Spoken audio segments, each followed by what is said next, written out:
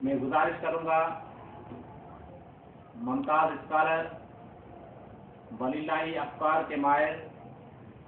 Rahimia institute of Quranic sciences Lahore trust کے director اور شاہ ولی اللہ media foundation کے مرکزی رہنما مفتی عبدالخالق آزاد صاحب کو کہ وہ آئیں اور آج کے ہمارے موضوع دور حاضر کے چیلنجز اور ان کا حل اس پر رہنمائی فرمائیں۔ محترم مفتی عبدالخالق آزاد صاحب۔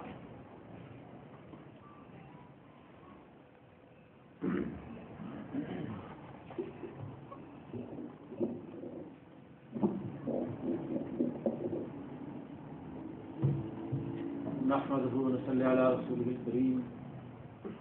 اما بعد اعوذ بالله من الشيطان الرجيم بسم الله الرحمن الرحيم قال الله تبارك وتعالى لقد كان لكم في رسول الله أسوة حسنة وقال تعالى هو الذي أرسل رسوله بالهدى ودين الحق ليظهره على الدين كله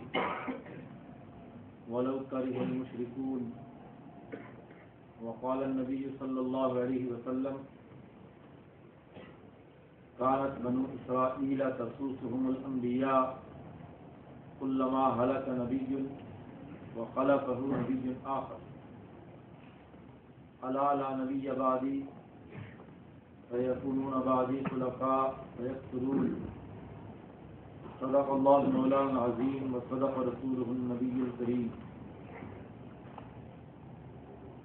معزز دوستو،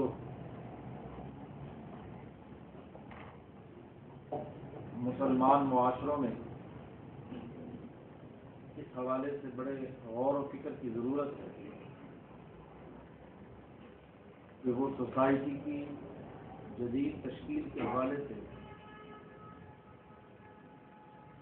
بنیادی چیلنجز اور مسائل کا ادراک کریں اور ان کے حل کے لیے اجتماعی جدوجہد اور کوشش کریں۔ دور حاضر جو بنیادی طور پر صنعتی دور جدید ٹیکنالوجی اور سائنس کی ترقیات میں نئے پیداواری رشتے، نئے تقاضے، نئے مسائل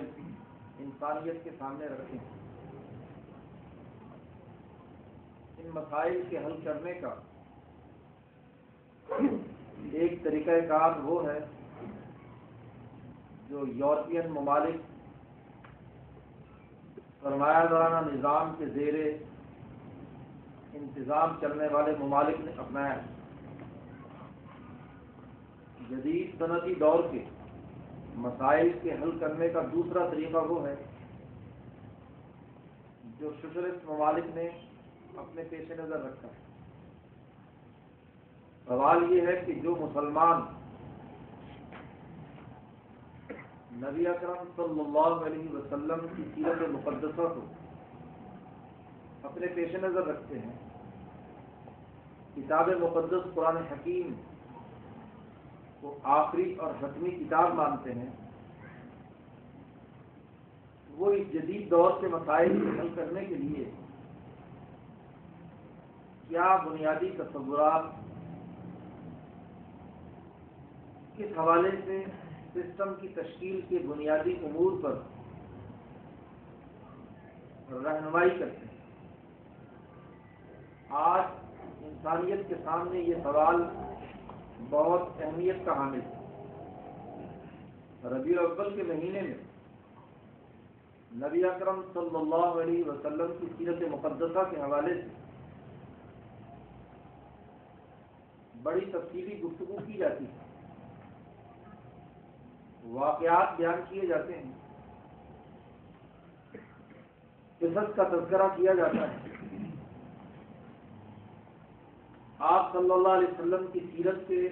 مختلف پہلوؤں کی نشاندہی کی جاتی ہے، لیکن ایسی محفلیں سوسائٹی کی سماجی تشکیل کے حوالے سے سیرت نبویہ سے رہنمائی لینے کے لیے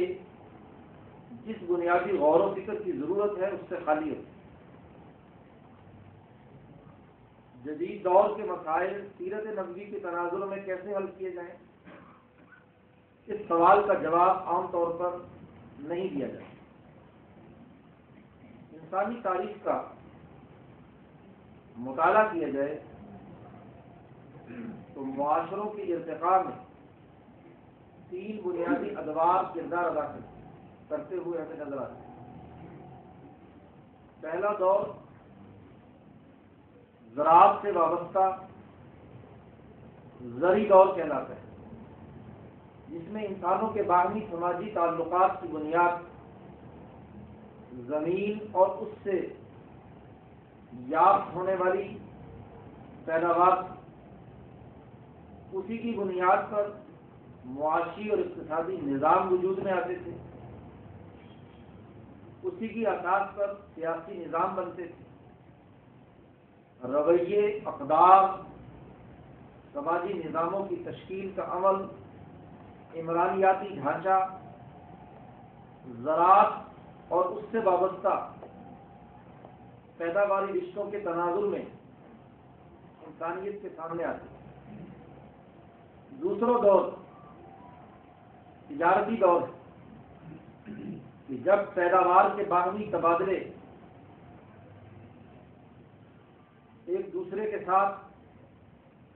تجارتی معاہدات، ایک خطے سے دوسری جگہ پر اشیاء کی منتقلی کا عمل فروغ پذیر ہوا،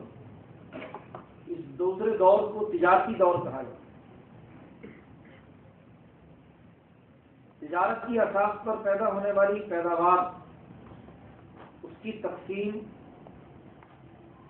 اس کی بنیاد پر پیدا ہونے والے پیداواری رشتوں کے باہمی سماجی، سیاسی، معاشی، عمرانی تعلقات کو پیش نظر رکھا جاتا ہے۔ ان 2 ادوار کے بعد تیسرا دور پچھلے 200-250 سال سے شروع ہوا، جسے صنعتی دور کہا جاتا ہے۔ صنعت کی دریافت کے بعد انسانی سماج کے تمام معاہدات و تعلقات کی بنیاد صنعت کی اساس پر پیدا شدہ دولت، اس کی تقسیم، اس کے تبادلے اور اس سے وابستہ سیاسی اور عمرانی معاہدات ہمارے سامنے آتے ہیں۔ کتاب مقدس قرآن حکیم جس دور میں نازل ہوا، وہ دور زراعت کی ترقی اور تجارت کا ابتدائی دور۔ تجارتی اور زرعی دور میں انسانی معاشروں کی تشکیل کے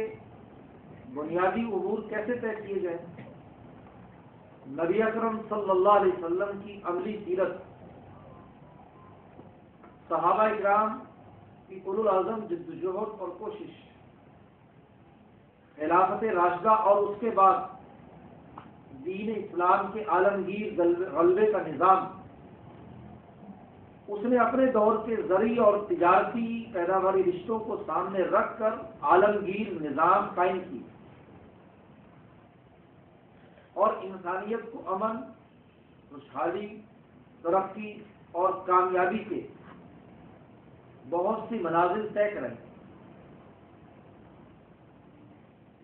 ان 2 ادوار کے بعد تیسرا دور جب شروع ہوتا ہے تو بڑی بدقسمتی سے مسلمان ممالک زوال کی حالت میں، اور یورپین بھیڑیوں نے اس زوال سے فائدہ اٹھا کر مسلمان ملکوں، خطوں اور علاقوں پر استحصالی قبضہ کر کے